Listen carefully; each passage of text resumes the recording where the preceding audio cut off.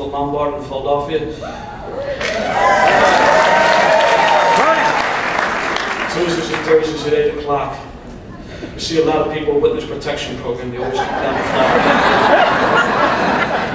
The marshals will be here tomorrow. I'd like to thank Don and the committee for the privilege, and it is a privilege to participate in Alcoholics Anonymous. Chapter 5 is real clear. I'm supposed to tell you in a general way what my life was like as an active alcoholic, what happened to me, and what my life is like today as a sober member of Alcoholics Anonymous. But before I start, I need to tell you that when I checked in on Wednesday, the committee was very happy to see me, and they told me how I was a subject of a lot of talk and humor. I was a subject of entertainment for them. The reason being, I come with a friend of mine. Well, I actually travel with 2 people, but when I called, I said, listen, I'm bringing a friend of my friend. And so they went to the committee meeting. They took it completely out of hand. They said, Bobby Quill's coming with his wife, but he's bringing his girlfriend too, and she needs a And so I understand that particular committee meeting, every 2 minutes they were talking about my wife and girlfriend. I've never been married, I don't have a girlfriend, but you know. But I'm glad I was able to amuse you guys. For the clock watchers, I have 2:15, actually 2:13. So I'll try to keep it. I got a time frame what I'm supposed to do, and this is it. I was born and raised in a very blue-collar athletic neighborhood in Philadelphia. I got 7 brothers and sisters. We had no booze in the house at all. My father did not drink, and my mother could not drink. My mother was pregnant for almost 10 years, 10 and a half years. She was. I got a sister who's 11 months older than me. I am 11 months older than my next sister. There's 8 of us in a 10 and a half year span. We were one of the smaller families on the block. That was not unusual back then. We lived in a small 3-bedroom row home, and I never felt a part of.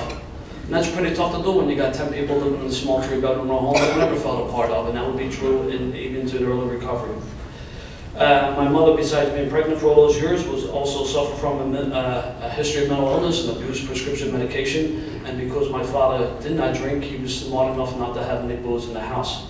My grandparents, my father's parents, lived around the corner from us, and that's where all the family functions were held. Their basement was finished as a bar, graduations, christenings, things like that, and that's where I had my first drink. I was just a kid the first time I drank. I did not get drunk the first time I drank, but I remember what happened the first time I drank. I was running around the basement bar polishing off the half empties, or the half fulls, it depends on your perceptions. And then there was Ballantine beer.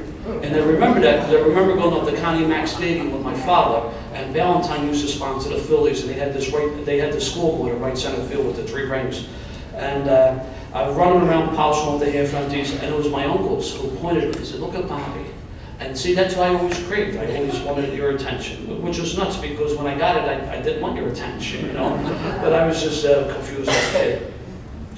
My drinking really took off in high school. Most of the kids in the neighborhood went to the local diocesan high school. But my parents, both my parents were first generation, both grandparents on both sides were immigrants.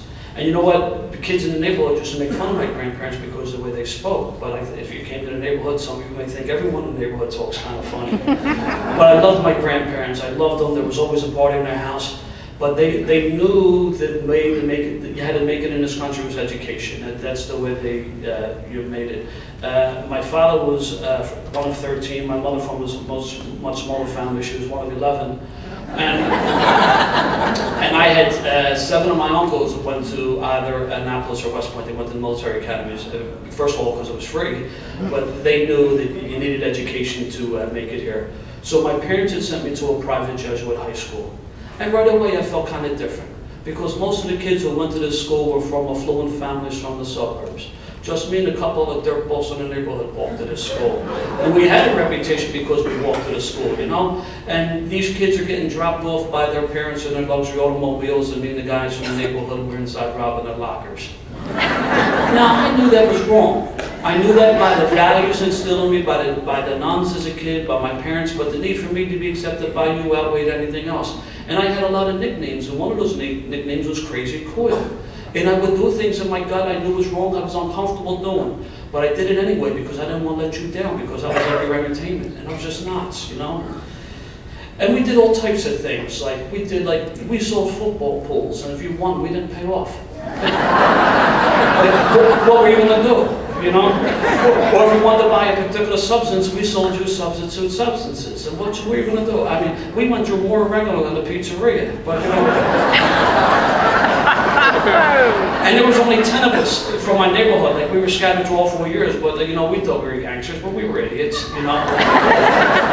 But I remember my freshman year of prep. It's September, it's football season, there was an away game, we rented a bus, there was drinking, there was fighting, there was police activity.